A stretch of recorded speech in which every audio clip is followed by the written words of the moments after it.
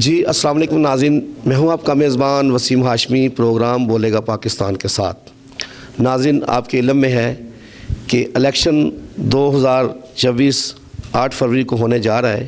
اس حوالے سے ہم پورے پاکستان کے جتنی جماعتیں ہیں جو متحرک ہو کر میدان عمل میں آ چکی ہیں، ان کے ساتھ بات چیت کر رہے ہیں، اور ہم ایک ایک حلقے میں جا کر ان کی جو سروے رپورٹ ہے وہ آپ کو بیان کر رہے ہیں۔ تو اس وقت ہم موجود ہیں پی پی 163 میں۔ وقاص احمد بٹ صاحب جو کہ جماعت اسلامی پاکستان کے کینڈیڈیٹ ہیں اور اپنے حلقے میں بہت متحرک ہیں، بہت محنت کر رہے ہیں، ہر دل عزیز شخصیت ہیں۔ ہم نے بھی سروے کیے ان کے حلقے میں، بہت اچھی ان کی ریپیوٹ ملی ہمیں کردار کے حوالے سے، اور یہ بزنس مین ہیں۔ تو ان سے ہم بات کریں گے کہ اپنی جماعت کے لیے یہ کیا لاہ عمل انہوں نے تیار کیا ہے اور ان کا منشور کیا ہے، اور یہ کامیاب ہو کر عوام کی کیسے خدمت کرنا چاہتے ہیں۔ جی السلام علیکم بٹ صاحب۔ وعلیکم السلام۔ بٹ صاحب، آپ یہ بتائیں کہ آپ کو یہ اس سیاست میں خدمت کرنے کا شوق کیسے ہوا، کیوں ضرورت محسوس ہوئی؟ جی، جماعت اسلامی کا کوئی بھی کینڈیڈیٹ اپنے شوق سے نہیں آتا۔ یہ ایک دینی فریضہ ہے کہ ظلم کے اس نظام کے خلاف ہم نے جد و جہد کرنی ہے، اور جماعت اسلامی کی جو لیڈرشپ ہے اور تنظیم ہے وہ اپنے کارکنان کی، میرے جیسے اور بھی کارکنان ہیں پورے ملک میں الیکشن لڑ رہے ہیں، تو ان کی ڈیوٹی لگائی جاتی ہے کہ آپ نے ان جو بدعنوان اور جو کرپٹ پارٹیاں ہیں ان کا مقابلہ کرنا ہے اور لوگوں کو متبادل کے طور پہ اپنے آپ کو پیش کرنا ہے۔ بٹ صاحب، یہ جس حلقے سے آپ الیکشن لڑ رہے ہیں یہاں تو بہت کانٹے دار مقابلہ ہے، بہت بڑی بڑی یہاں مطلب کہ شخصیت جو ہے اور جماعتیں ہیں وہ متحرک ہیں، بہت محنت کر رہے ہیں۔ تو اس حوالے سے آپ کیسے اپنی کامیابی کا کون سا ایسا لاہ عمل ہے جس طریقے سے آپ متوقع ہیں؟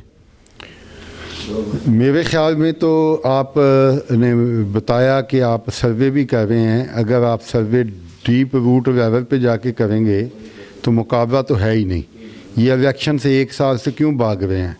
اس لیے بھاگ رہے ہیں کہ ان کو پتہ ہے کہ 80% قوم جو ہے وہ سابقہ پی ڈی ایم کی جو پارٹیاں ہیں، وہ پیپلز پارٹی ہو، وہ نواز لیگ ہو، ان کو تو وہ ووٹ ہی نہیں دینا چاہتے۔ اسی لیے تو یہ 1 سال سے الیکشن سے بھاگ رہے ہیں۔ ابھی بھی انہوں نے ایک معروف پولیٹیکل پارٹی کا نشان چھین لیا، اور یہ اسی خوف کی علامت ہے۔ وہ چاہتے ہیں کہ ہم اپنی مرضی کے جو امپورٹڈ سیاستدان ہیں، حکمران ہیں، جنہوں نے 30 سال، دیکھیں نون لیگ نے 30 سال صوبہ پنجاب پہ اور ملک میں حکومت کی، پیپلز پارٹی نے اوورال 21 سال ملک میں حکومت کی۔ تو یہ پچھلے جتنے بھی 60 سال کی ہسٹری ہے اس میں میجر رول تو ان کا رہا ہے۔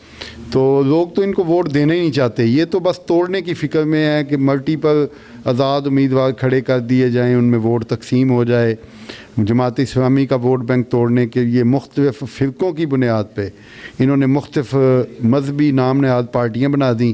کوئی کہتا ہے جی میں بریلوی ہوں، کوئی کہتا ہے دیوبندی ہوں، کوئی کہتا ہے میں شیعہ ہوں، کوئی کہتا ہے میں اہل حدیث ہوں، اور سب نے اپنے بندے کھڑے کیے ہیں، کیونکہ وہ جو مذہبی طبقہ ہے اس کی وحدت کو، اس کا ووٹ بینک وہ خراب کرنا چاہتے ہیں۔ لیکن الحمدللہ اگر آپ سروے کر رہے ہیں تو آپ کے علم میں ہونا چاہیے کہ عوام تو ان کو ووٹ نہیں دینا چاہتی اس وقت، تو واحد آپشن جماعت اسلامی ہے، اور جماعت اسلامی ہی واحد آپشن ہے۔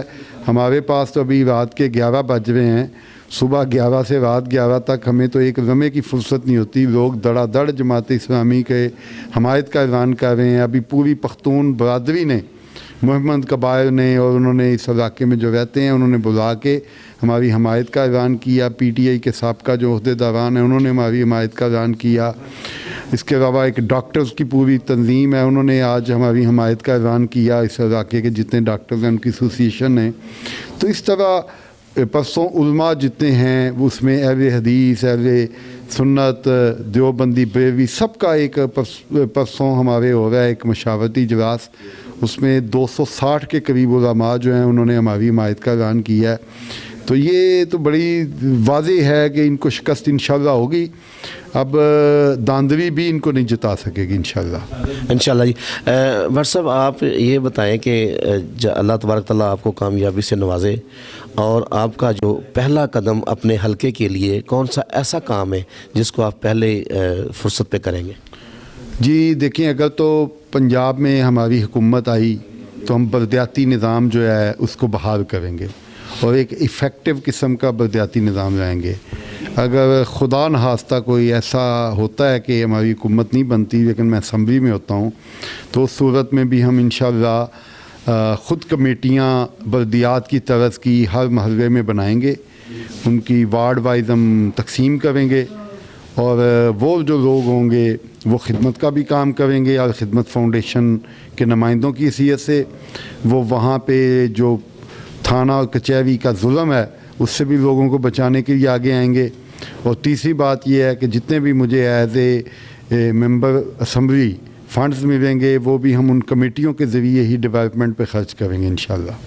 بٹ صاحب آخر میں آپ یہ بتائیں گے کہ فلسطین کے حوالے سے جو صورتحال ہے آپ کو کوئی بتانے والی تو بات نہیں ہے, تو مسلم ممالک کے لیے آپ کیا پیغام دینا چاہتے ہیں, ان کے لیے ہمیں کیا کرنا چاہیے؟ دیکھیں مسلمان ممالک کا ایک حصہ تو ہے حکمران, ان کے لیے تو کوئی پیغام نہیں ہے, کیونکہ جو بے حس ہوں جن کے اندر غیرت نہ ہو ان کو کیا پیغام دینا ہے. پیغام دینا ہے مسلم امہ کو.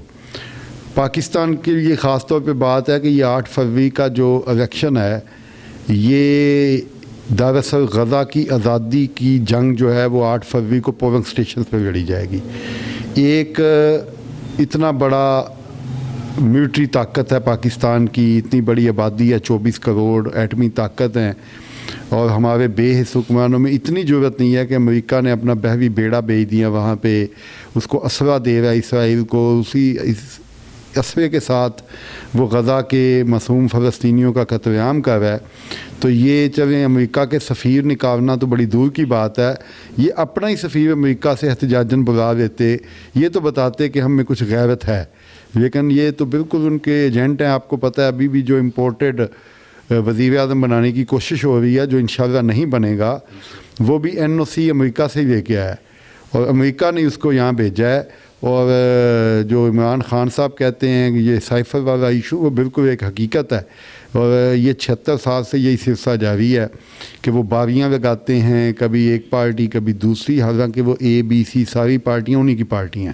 صرف عوام کو دھوکہ دینے کے لیے باری بدلی جاتی ہے تاکہ عوام جب ایک سے اکتا جائے تو دوسرے کو آگے لے آیا جائے, دوسرے سے اکتایا جائے تو تیسرے. اس وقت دنیا کے اندر اگر مزاحمت کی علامت ہے تو وہ جماعت اسلامی ہے اور اس کی برادر تنظیمات ہیں. حماس بھی دعویٰ ہے اسی فکر کی, جماعت اسلامی کی فکر کی تحریک ہے. اخوان المسلمین تھی جس نے مصر میں صدارتی الیکشن جیتا, پارلیمانی الیکشن جیتا. اس کے علاوہ ترکی میں طیب اردگان ہیں, وہ تو الحمدللہ اللہ نے ان کو محفوظ رکھا ہے, وہ ڈٹ کے کھڑے ہیں ان کے سامنے. تو وہ ہمارا راستہ اسی لیے روکنا چاہتے ہیں. لیکن اب یہ فلسطین کے مظلوم لوگوں کی, بچوں کی بد دعائیں جو ہیں وہ نہ صرف کہ اسرائیل کو لگیں گی, امریکہ کو لگیں گی, بلکہ ان کے یہاں پہ جو ایجنٹ ہیں وہ بھی اس کی لپیٹ میں آئیں گے اور انشاءاللہ نشان عبرت بنیں گے. جی بہت شکریہ.